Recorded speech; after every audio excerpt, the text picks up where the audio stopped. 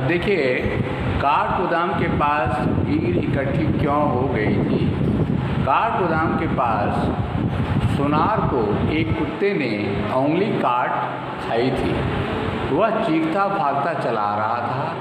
उसने कुत्ते की पिछली टांग पकड़ रखी थी। मार खाकर कुत्ता चिल्ला रहा था।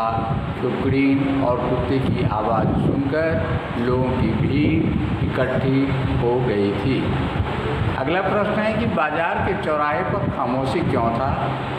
तो बाजार के चौराहे पर खामोशी इसीलिए था कि इंस्पेक्टर आचू में लोग अपने सिपाही के साथ गश्त लगा रहा था।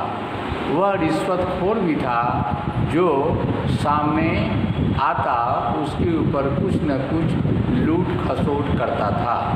सभी दुकानदार अपने अपने दुकानों में खाली बैठे थे। पुलिस इंस्पेक्टर के गश्ती की कार्रवाई के कारण खामोशी थी। अगला प्रश्न है कि जनरल साहब की बावर्ची ने कुत्ते के बारे में क्या कहा। तो जनरल साहब के बावर्ची ने कुत्ते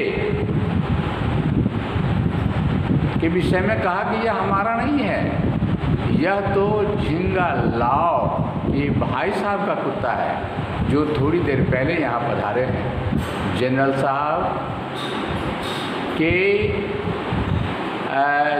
साहब के बारजोरस नाम के कुत्ते में कोई दिलचस्पी नहीं है, पर उनके भाई को यही नस्ल पसंद है। अब खुकरीन ने मुआवजा पाने की क्या दलील दी।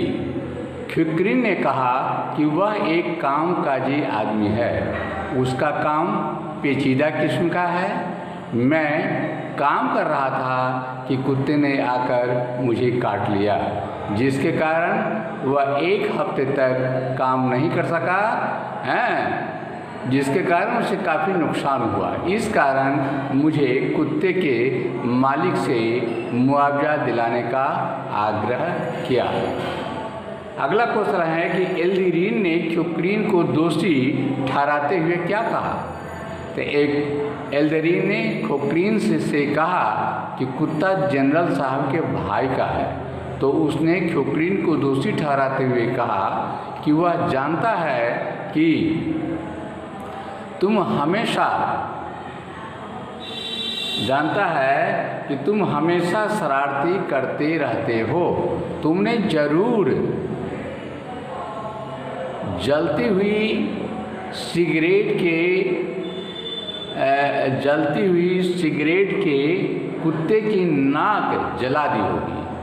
कुत्ते की नाक जला दी होगी, जिसके कारण तुझे कुत्ते ने काट लिया। यदि कुत्ते ने ऐसा किया है तो सारा दोष खुकरीन का ही है। अब अगला प्रश्न है कि भीड़ खुकरीन पर क्यों हंसने लगता है।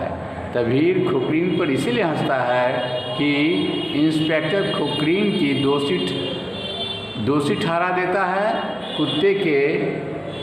कुत्ते को प्यार से पुकारता है। इस प्रकार उसकी स्थिति बस से बदतर हो जाती है और इसलिए भीड़ उस पर हंसता है। Thank you.